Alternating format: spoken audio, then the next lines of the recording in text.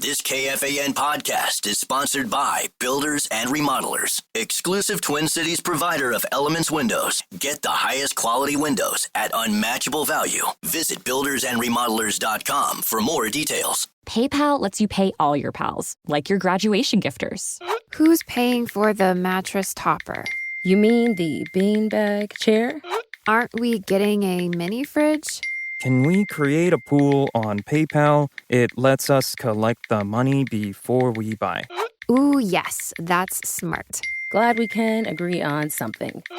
Easily pool, split, and send money with PayPal. Get started in the PayPal app. A PayPal account is required to send and receive money. A balance account is required to create a pool. Get this. Adults with financial literacy skills have 82% more wealth than those who don't. From swimming lessons to piano classes, us parents invest in so many things to enrich our kids' lives. But are we investing in their future financial success? With Greenlight, you can teach your kids financial literacy skills like earning, saving, and investing. And this investment costs less than that after-school treat. Start prioritizing their financial education and future today with a risk-free trial at greenlight.com/iHeart. Greenlight.com/iHeart. This season, let your shoes do the talking. Designer Shoe Warehouse is packed with fresh styles that speak to your whole vibe without saying a word. From cool sneakers that look good with everything, to easy sandals you'll want to wear on repeat, DSW has you covered. Find a shoe for every you from the brands you love, like Birkenstock, Nike, Adidas, New Balance, and more. Head to your DSW store or visit dsw.com today. Right back and through, and he's made it! He's done it! It's a grand slam roar at Augusta National. Rory McIlroy on his knees, bent down in emotion, clutching his head. He's won the Masters. He's won all the Grand Slam events. He's the sixth in the history of the game to enter golf's greatest group. That was Mike Tirico on the play-by-play. And Eric Nordquist produces, and I'm Paul Allen. As an aside to the weekend wrap, I'm really, really happy you played that highlight because I never had heard Mike Tirico do play-by-play for golf on the radio. Yeah. Until I had to drive to Rochester. I spoke at Fellowship for Christian Athletes Rochester Saturday night, and I had about an hour and 40-minute drive to Rochester. And I listened to Mike for about an hour of it, do play-by-play of golf. And, of course, I pulled over to the side of the road to send this text. I had to text him, my man, you are so good at calling golf. Who knew? I mean, Tirico's good at everything, but that was him on that highlight.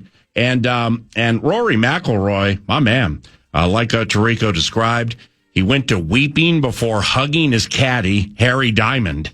It was very, very emotional stuff and certainly worthy of the weekend wrap. Sweet name, though. In Harry Diamond. I know. Is it Harry Diamond, stay away from that website? Or Harry Diamond, I got all his albums? It's one of two. And I thought the same thing in Good Morning. What an incredibly topsy-turvy, all right, 3-2. What an incredibly topsy-turvy final round of the Masters. They start. Rory gets caught in 5 minutes by DeChambeau, who would fade like cheap paint only hours later. And here comes Justin Rose, surging with tremendous strides, forcing the Irishman into a spine tingler in a playoff. But Justin's best was second best, despite the Sunday tenacity. And golfing fans clearly got paid, those who watch on a weekly basis, but really, golf fans and sports fans alike. I mean, rubes like us found joy in the drama and the exaltation. Congratulations, Rory McIlroy. It's won and everybody else is done for Western Michigan. There are no bad days ever in Kalamazoo. The Broncos, for the first time ever, are national champions.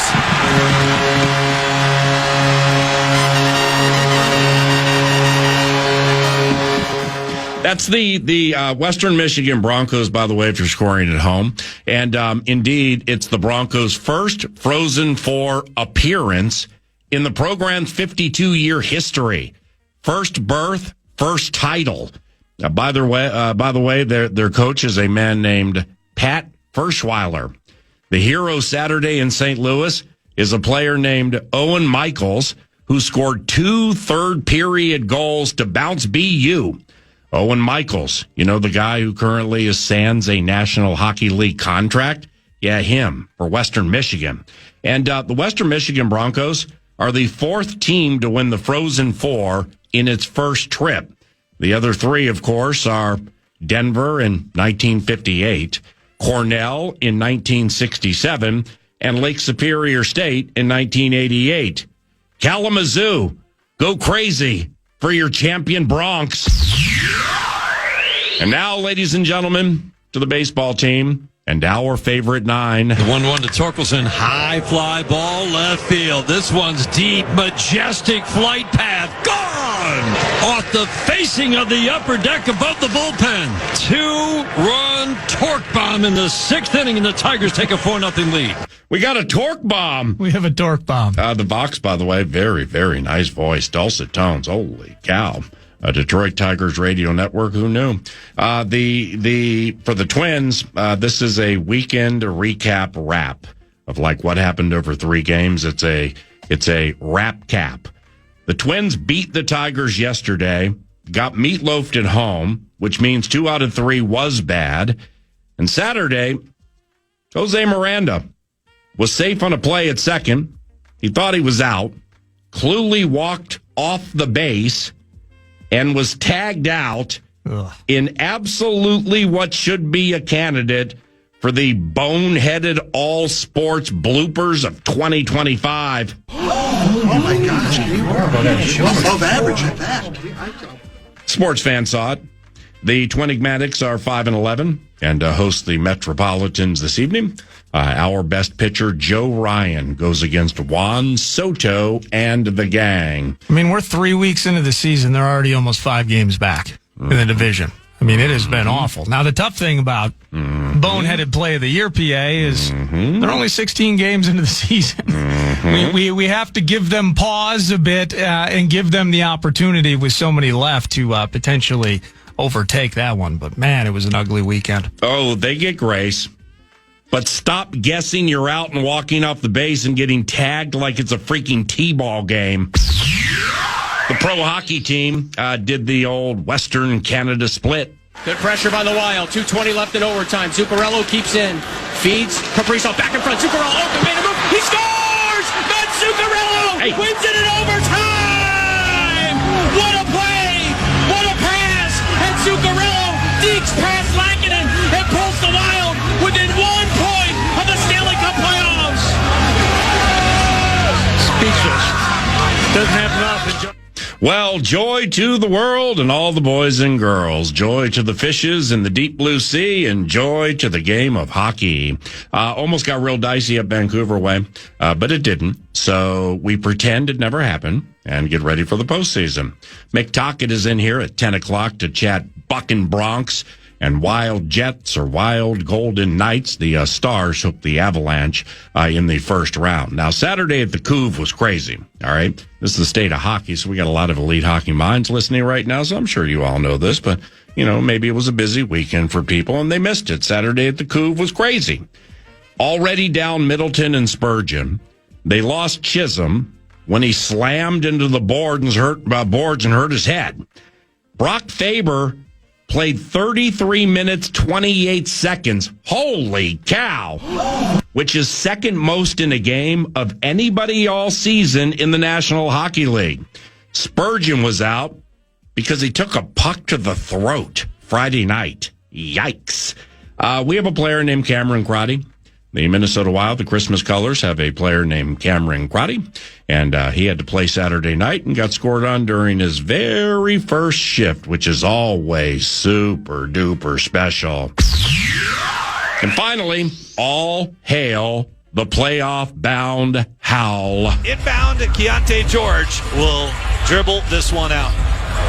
Timberwolves assure themselves of at least the 6th seed. They beat the Jazz in the regular season finale behind 43 points for Anthony Edwards. 29 of those came after halftime. The Wolves finished the season winning 17 of their final 21 games. They've got 49 wins, the 6th most successful season in franchise history. Alan Horton on the call. Fox. Covenant collapse for missing the play-in. Doesn't matter how you get to the winner's circle as long as you get there, and we're getting our pictures taken and everybody's cashing bets. So I guess we can dwell on Washington and the starters less Indiana team. Maybe that 1-point loss at Utah without Anthony. The Pelicans, the blown lead at Milwaukee, but that's all in the rearview mirror. It's water under the metaphorical bridge. And the Minnesota Timberwolves are playoff bound. They're not playing in the play-in, so they get that week to practice and craft and rest and go against the scout team and take it to them. Did you, and I know we'll have Dane next segment to talk more about this, but I don't know how much of Chris Finch's postgame that you heard, but I thought it was interesting where he said, we didn't have to make a big trade at the deadline to sort it out. Right. And then he kind of threw out and we didn't have to fire any coaches to sort it out. The idea of we trusted the players, and maybe he also got some trust from those in corner offices that what this squad put together and this incarnation of the Wolves was going to find their way to where they are right now. Yeah, I heard the quote, and I was a little surprised when I heard that part of the equation, but not as surprised as when the Denver Nuggets fired Mike Malone. Yeah. In watching the Memphis Grizzlies play basketball as much as I have the last week and change because they've mattered, I can kind of understand why. I mean, Taylor Jenkins must have just wanted out of the covenant. That's a discombobulated covenant right there. The Denver situation is still quite perplexing to me, but Anthony Edwards ended the season with the most threes made in the game, edging former Timberwolf Malik Beasley. And while we hail the how, we prepare for the king and his army. Doncic, who now wears those colors, and the number 77 on his back. We'll get it right back. Luka, 3, got it, the dime! The crowd on their feet when he knocks down the triple. It's the Lakers. Cool. Luka again. Dane Moore from the Dane Moore podcast joins next segment to help unpack the minutia. Lakers Wolves Saturday. It's a best of 7 and starts in California, which means the eggs are cooling, the jello's jiggling, the butter's getting hard, and the homies are howling. This will be a terrific series. LA is a 2-1 favorite to advance. Now, we would have hooked the Nuggets, who cannot beat Finchy, if the Warriors had just beaten the Clippers yesterday in the city by the bay. Or, as I mentioned earlier, if we hadn't lost to, say, Washington, Utah, the Pacers backups, the Pelicans, or blown that 24-point lead at Giannis last week. The Lakers and Luka, homies that howl. These are the good old days. Oh, and by the way, as a quick aside before we pause, you want to go to the Minnesota Vikings draft party a week from Thursday at U.S. Bank Stadium? How about this doozy? It's a Show Us Your Purple preset. Show us your purple preset now. It's a social contest for Vikings draft party contest, and please listen closely. Take a screenshot of KFAN as a preset on your iHeartRadio app. And you post the screenshot on your socials, tag at KFAN1003, and use hashtag KFAN Purple Preset. Winners will be drawn daily, and we will see you at the Roar for 24. That's the Vikings draft party a week from Thursday. Now, all of that and everything coming up is courtesy of TimberTech and TimberTech.com. What's on deck 9 to noon includes Dane Moore from his very popular NBA podcast discussing Wolves and LA Lakers. McTocket in studio about 10 o'clock on them Bronx and the state of hockey in the Minnesota Wild, and there's much more. Thank you for listening to 9 to noon when you do, and ladies and gentlemen, in very ballyhooed-like fashion, the cash thing is returned, and here's Nordo. The Fan, along with BigDeck.com, want to give you a chance to put $1,000 in your hand with the National Cash Contest. All you got to do, go to KFAN.com, enter the keyword FUN. The keyword is FUN, and you can use that at KFAN.com. Good luck.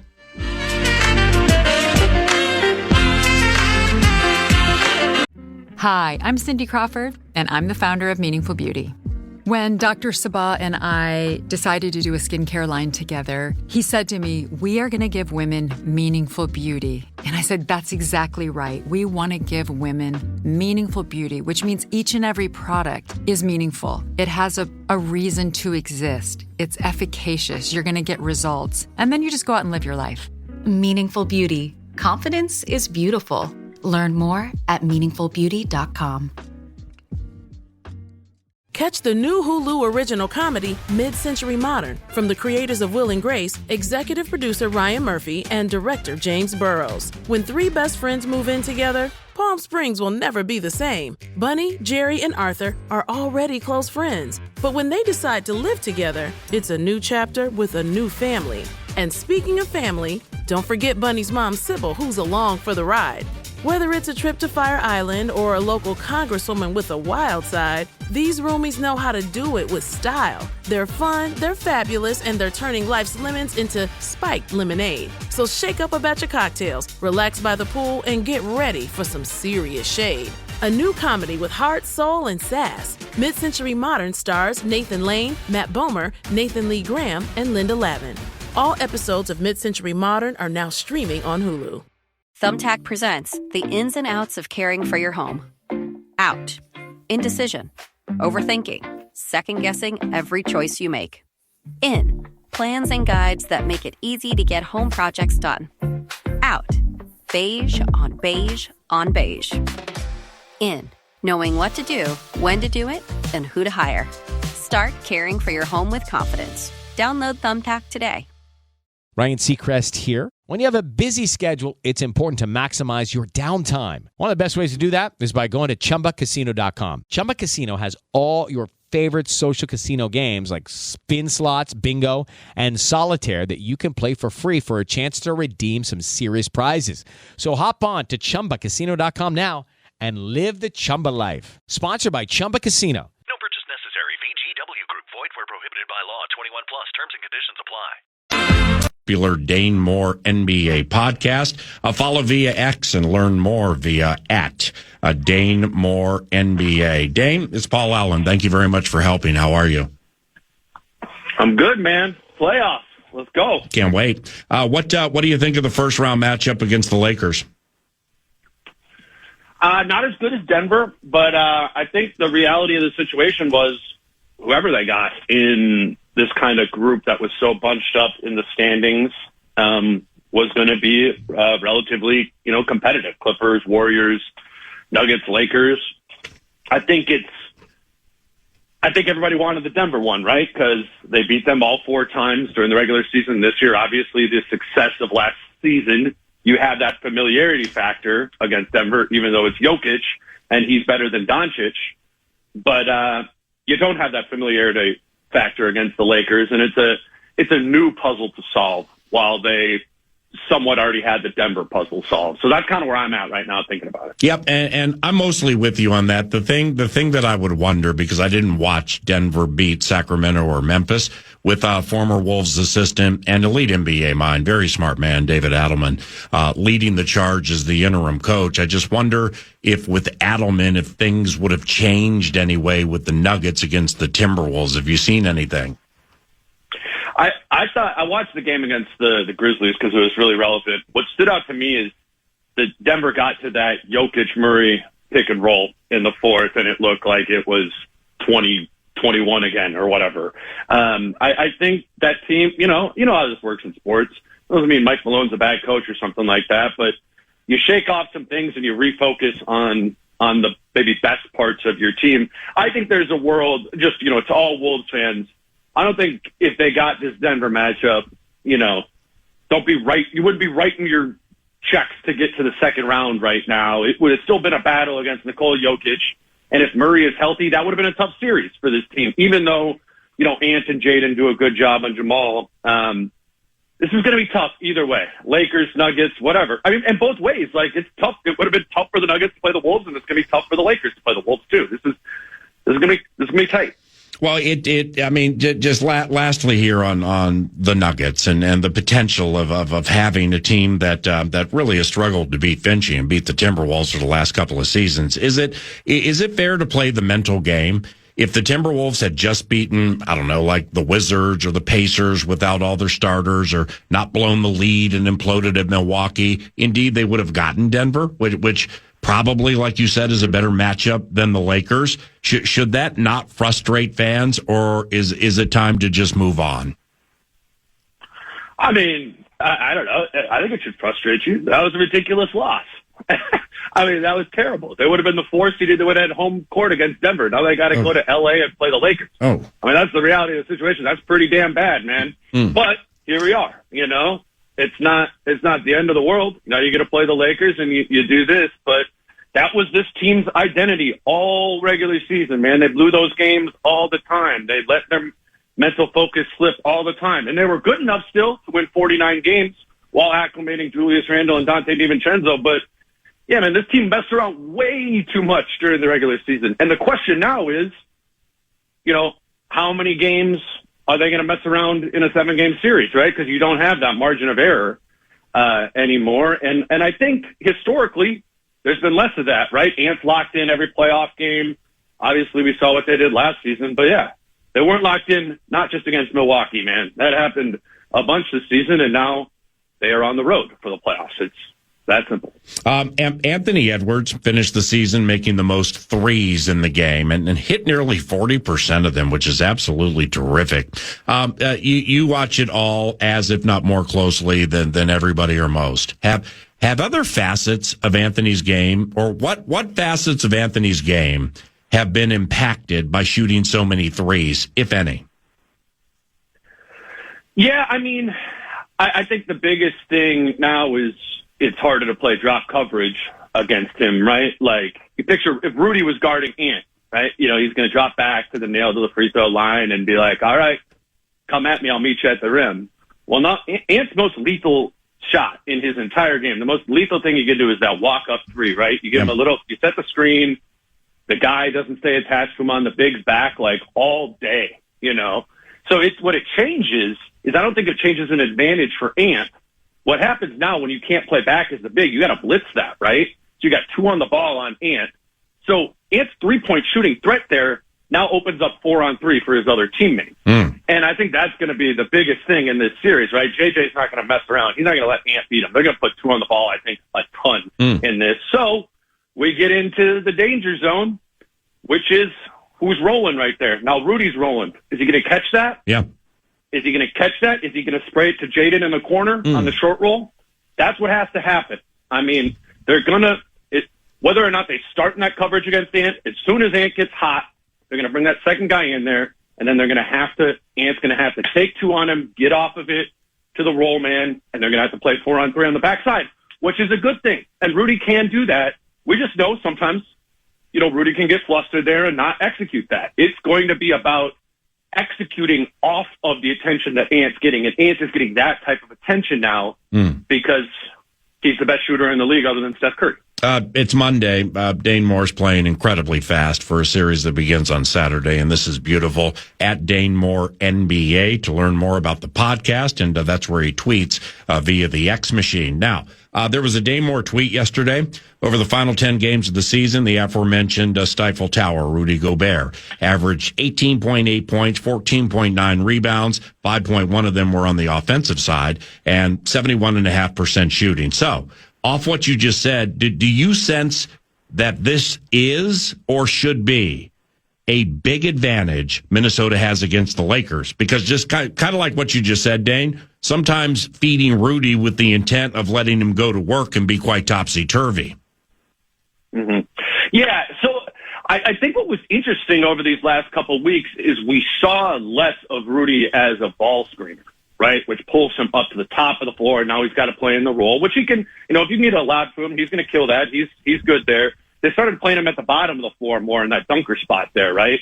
So that's where we sometimes see, you know, Ant's coming downhill. He drops off for the lob there to him. But what we really saw in these last couple of weeks is Rudy just became a beast on the offensive glass right there at the rim, you know, pushing guys. I mean, he had must have been multiple games, man, where he had like 6 offensive rebounds in the first half. It was just like he was a problem.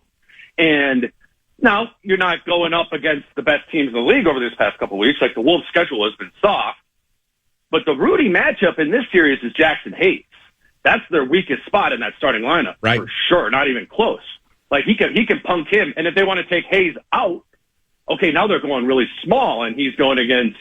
Then the tallest player on the floor is Rui Hachimura, LeBron, Jared Vanderbilt. Those guys are like 6'8". Like Rudy, we always talk about Rudy getting played off the floor, which I mean we can talk about. That's not even really a real thing in the playoffs. Rudy has an opportunity, I think, to force the Lakers to limit the amount of lineups that they can go to and force them to play a big on him there, so he can't just dominate the offensive glass, because that's where Rudy's intention has really turned since he returned from his back injury like a month ago, and he's been a beast on the interior. Not post ups, don't post him up, but little drop offs where he can catch, finish, dunk, offensive rebound, those things. I mean, we know what the Rudy things are. Do the good ones, don't do the bad ones, right? And that's what execution is going to be like in this series. Dane, what intrigued you with Coach Finch's answer yesterday regarding the nature of the West being so bump and grind this season? And Coach Finch said, quote, I'm not sure in an 82-game season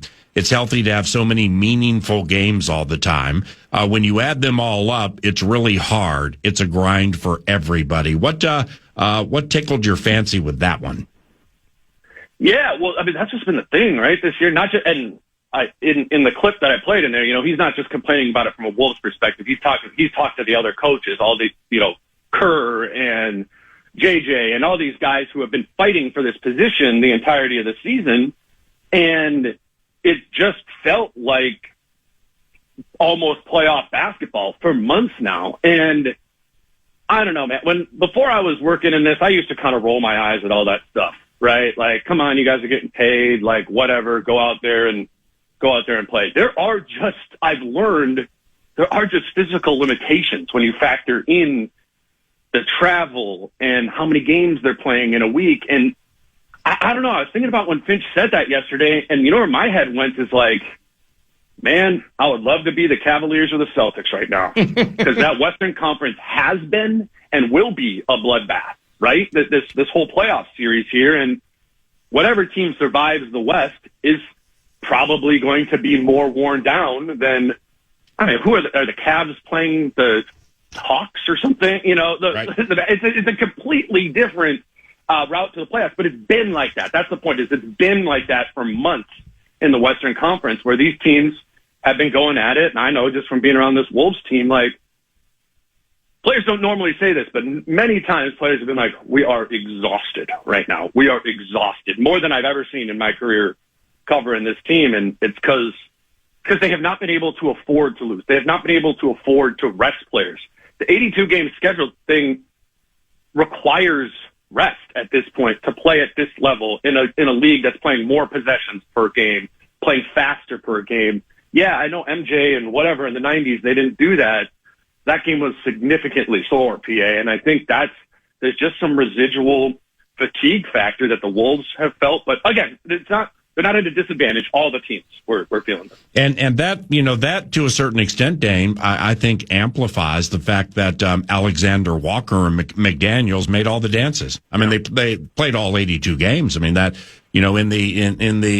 in the day and age where, players like Quentin Grimes are putting together massive weeks and then all of a sudden get a load management day, those guys play all 82. How impressive is that? I really have a lot of respect for both of those guys. And I think Nikhil's older than Jaden, but, kind of in different stages of their careers, right? Jaden's been doing that for a few years now. He's always available, and he's kind of taken that to grow into one of the premier two-way wings in the entire NBA. He's gotten that opportunity. I really, and this isn't the takeaway from Jaden, but I love the Nikhil story. I love the guy how he's nothing like I've ever covered, PA. I mean, the focus and the consistency stood out on this team so much, and not just this season. Since Nikhil's been here, since the D'Lo trade, he came with Conley for the Wolves, right? in the D'Lo trade. That dude's been locked in every single time I've ever seen him. And again, as we're just talking about the 82 game thing, that is not normal in the NBA. And I'm like, it's just been very impressive to see what Nickeil has been able to do in his time with the Wolves, add to his game, be consistent. And, I hope for his sake, whether it's with the Wolves or he's a free agent this summer, I hope he has a good playoff so he gets paid, because those are the type of guys who you're like, yeah, man, you earned it. And, I've loved covering Nickeil, and he's going to be an important piece in this series too. I don't know if you can put him on Luka at all or whatever that's going to be, but he's got both sides of the ball, man. He's elite on the ball, and he's a 40% 3-point catch and shoot guy himself. That's to have Nickeil Alexander-Walker and Jaden McDaniels. Like, if Jaden picks up 2 fouls right in the first 4 minutes of game 1, right? Well, Nickeil's coming in. Like, that's not that bad, right? It's a real weapon Finch has in his arsenal for sure. At Dane Moore NBA, at Dane Moore NBA. Julius Randle's overall game, specifically Dane, since he returned from injury. I mean, how effective has he become? And is he playing truly? Is Julius Randle right now playing his best basketball of the season? I think so. I just feel like it's so situational with Julius, of like great versus okay. The Memphis game the other day, he was elite, right? That was the game plan, right? It was like, let's get Zach Edey switched on to Julius Randle.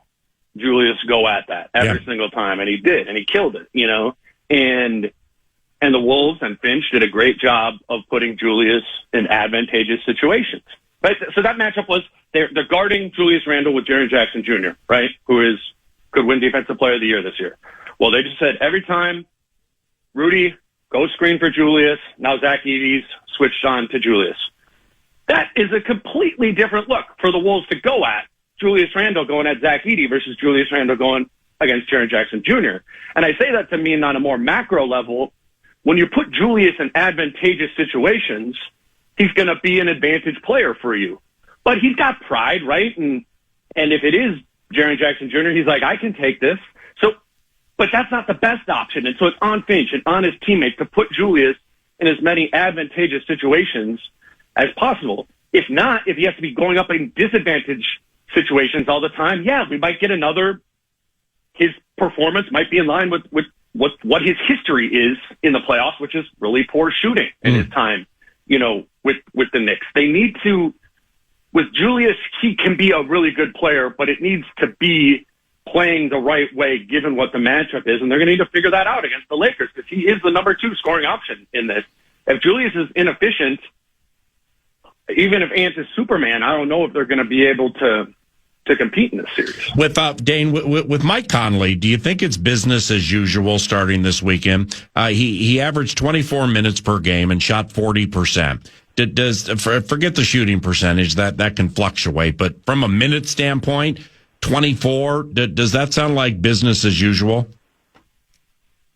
I think he could dial it up in the playoffs if you want to. I think they've been conscientious about that. I mean, remember he got hurt at the end of the Denver series last year. He was the number 1 defensive issue in the Dallas series, but he was hurt. He was 50% maybe in the Dallas series.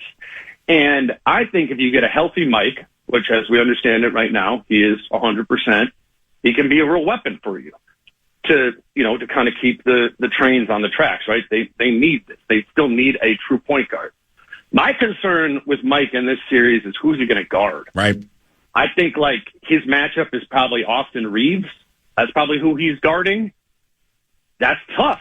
Mike's 5'11", 6 flat, he's just, there's situations where he's going to be overpowered physically. I think a lot of people are calling for or will be calling for Dante DiVincenzo to start just to maybe have a little bit more of that defensive matchup. But Finch, this as well as I do, Finch loves Conley, and I think they try to make that work. I think they believe the best version of this team includes Mike Conley in it, but in these first 2 games in LA, you're going to kind of have to assess how much can Mike survive defensively in this series. I have a little bit more optimism in this series that he will be able to than he was able to against Dallas last year in the conference finals, because even though he's a year older, he's healthier now. Yeah, terrific point. So who do you think and or know are the Wolves' best perimeter defenders, and do those guys get LeBron and Luka starting game one?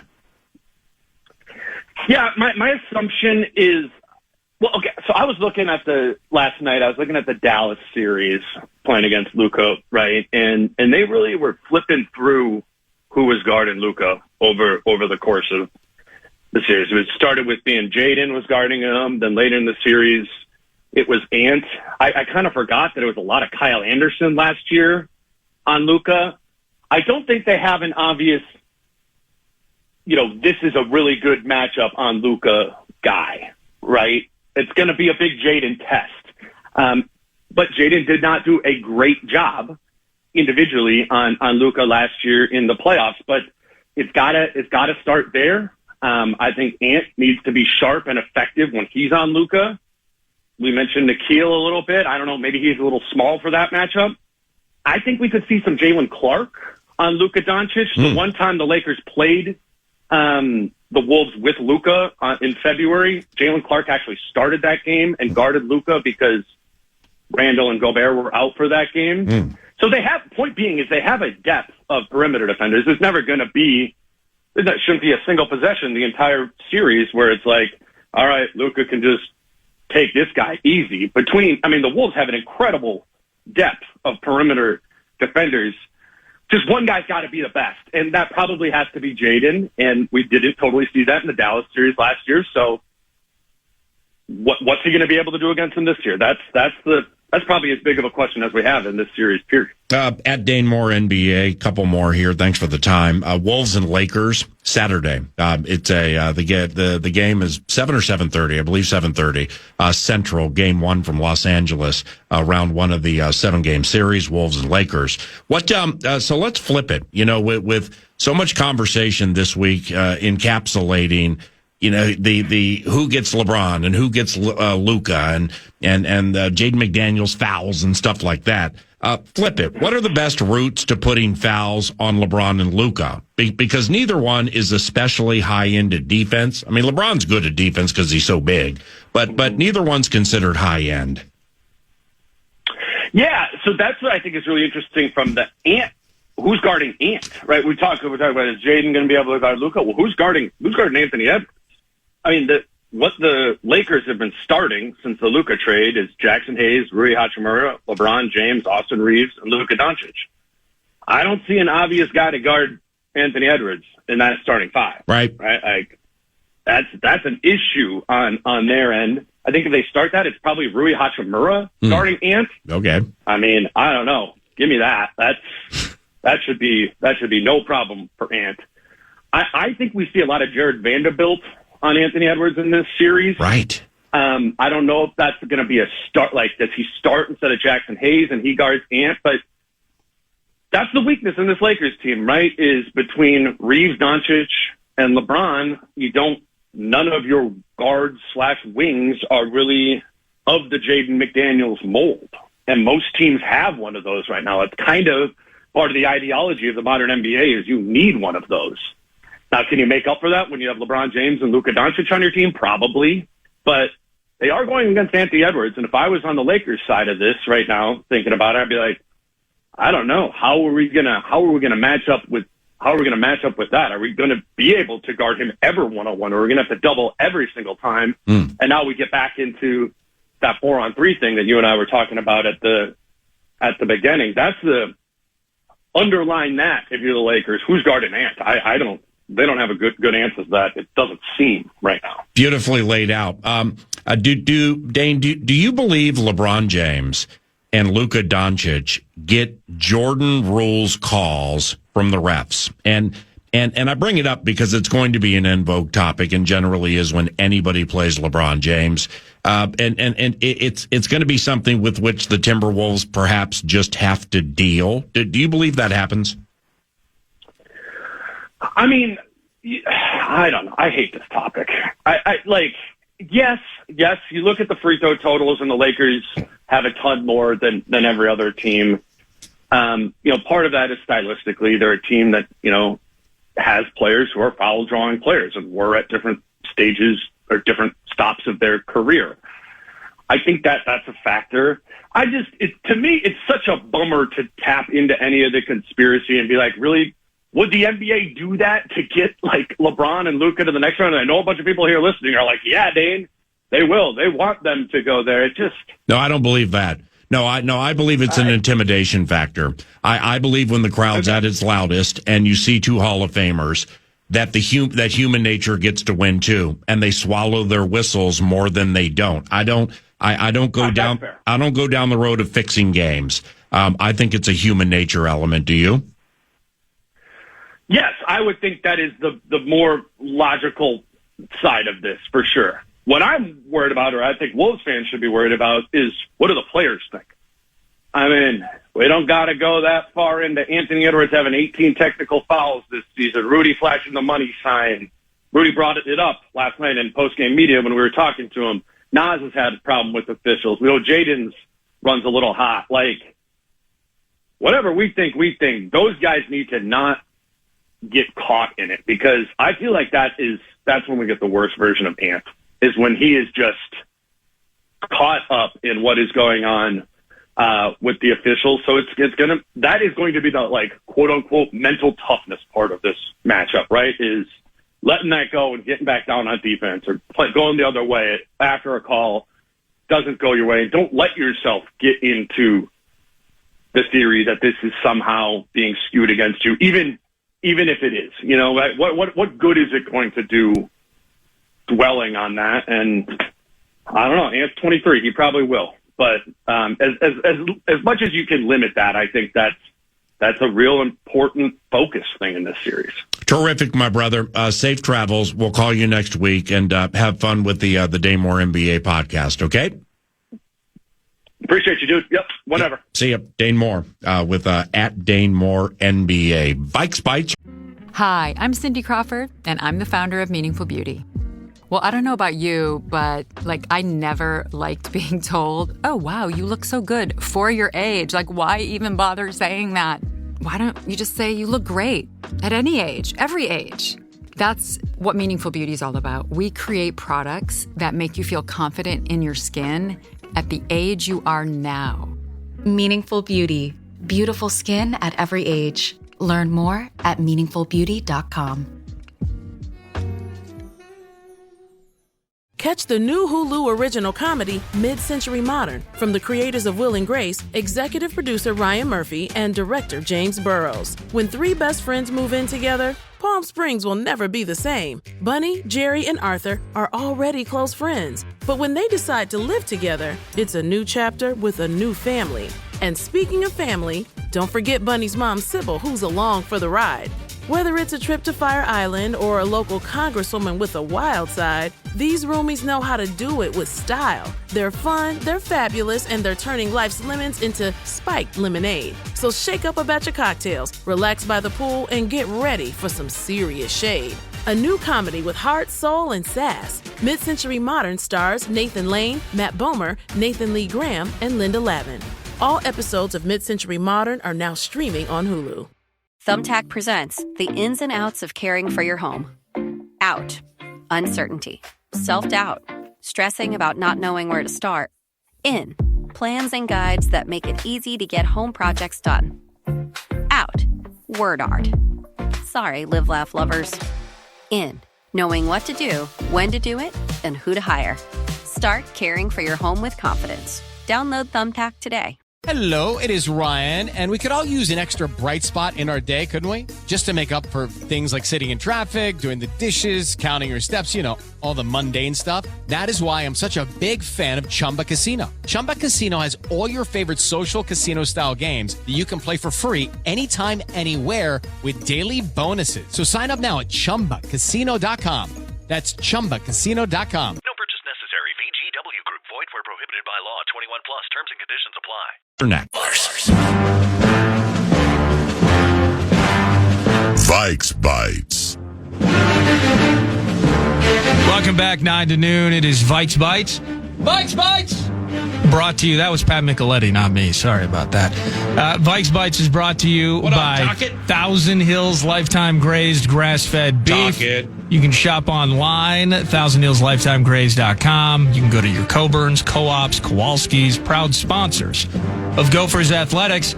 But to the Minnesota Vikings, PA, this is, well, we're going to look outside the covenant momentarily, but Patrick Peterson spending 2 seasons with the Minnesota Vikings. I think it was his second pick six. I don't know if you remember the 2021 season, PA, but just 1 interception for Patrick Peterson. Happened to be, I think, in a finale that didn't matter against the Chicago Bears. And it looked like members of the Bears may have even just been getting out of the way because everybody wanted the game to end.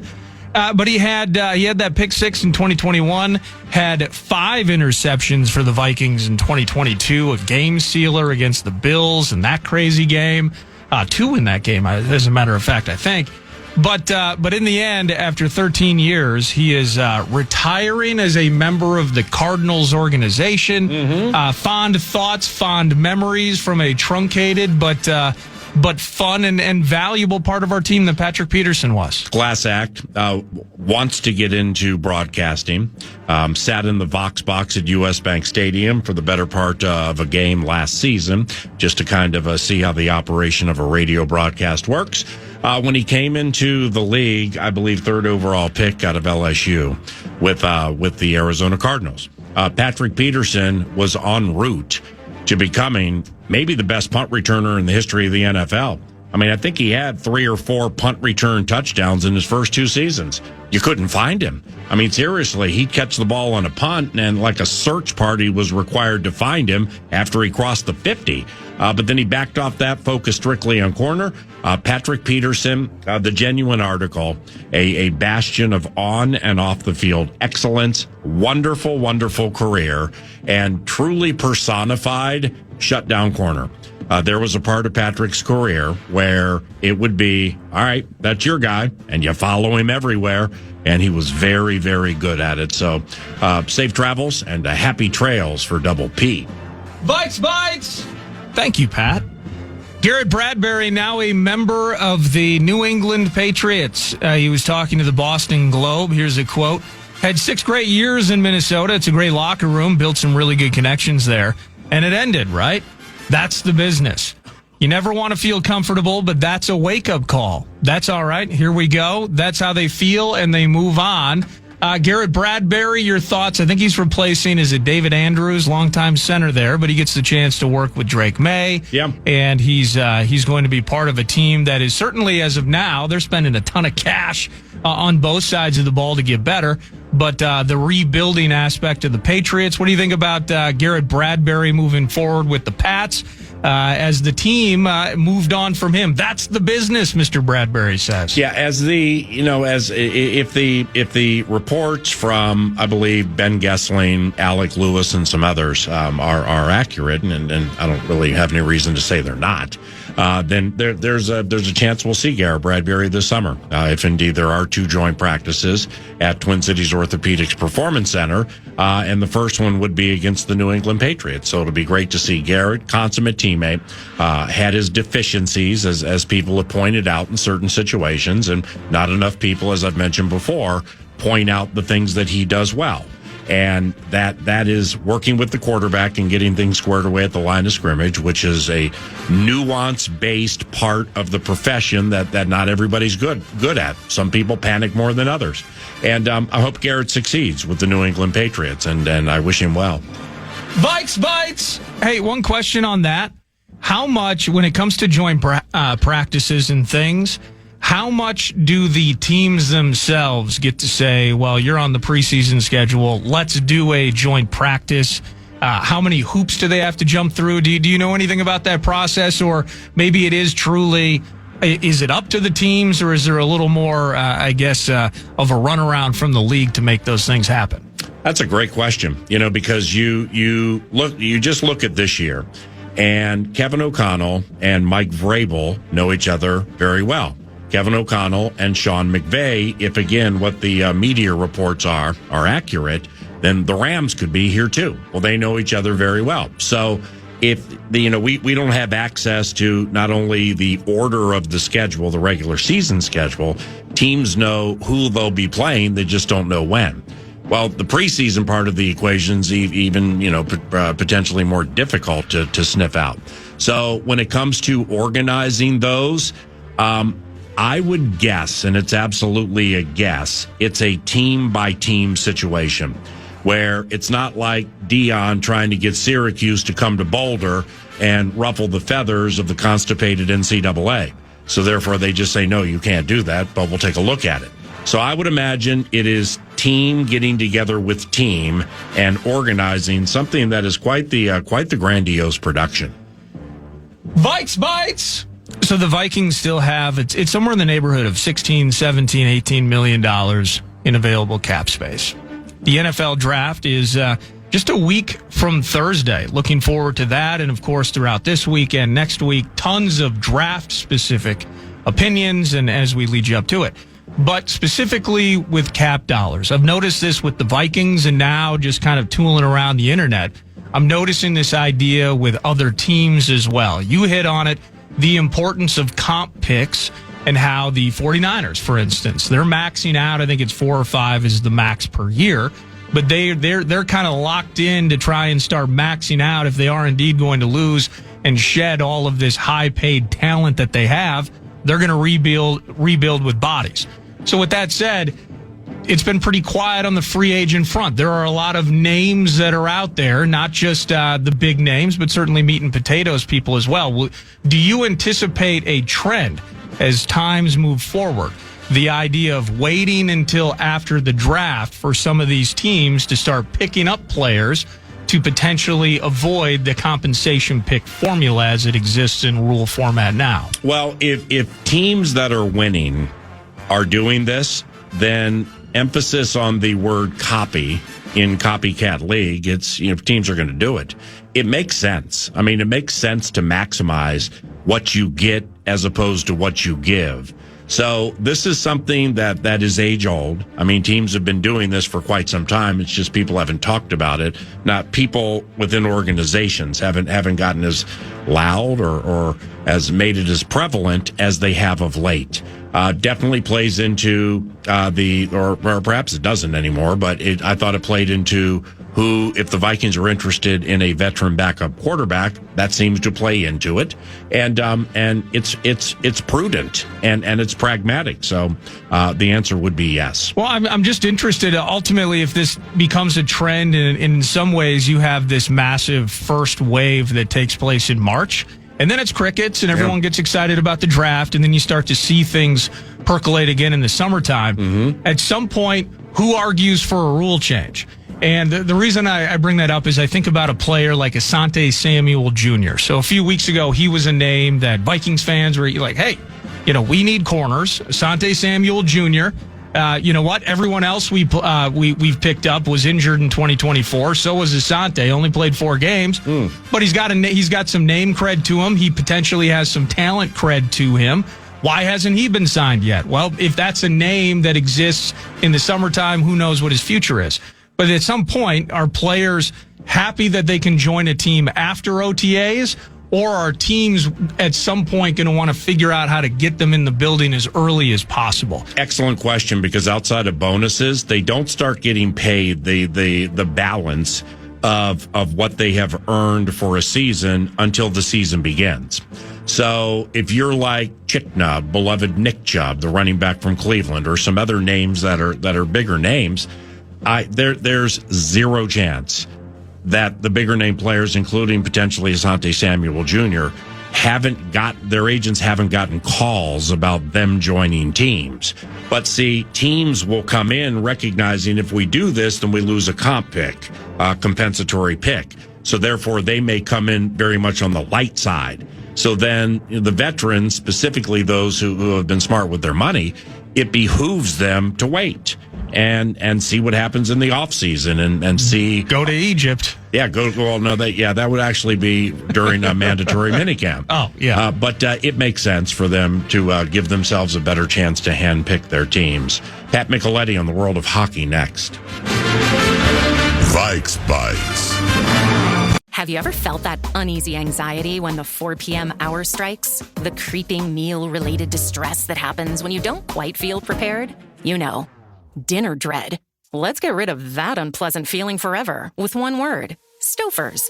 No matter what happens, you'll have a dinner plan that everyone loves with Stouffer's. Some chicken enchiladas or a cheesy chicken and broccoli pasta bake is always welcome, whether it's Plan A or Plan D-licious. When the clock strikes dinner, think Stouffer's. Shop now for family favorites. PayPal lets you pay all your pals, like your graduation gifters. Who's paying for the mattress topper? You mean the beanbag chair? Aren't we getting a mini fridge? Can we create a pool on PayPal? It lets us collect the money before we buy. Ooh, yes, that's smart. Glad we can agree on something. Easily pool, split, and send money with PayPal. Get started in the PayPal app. A PayPal account is required to send and receive money. A balance account is required to create a pool.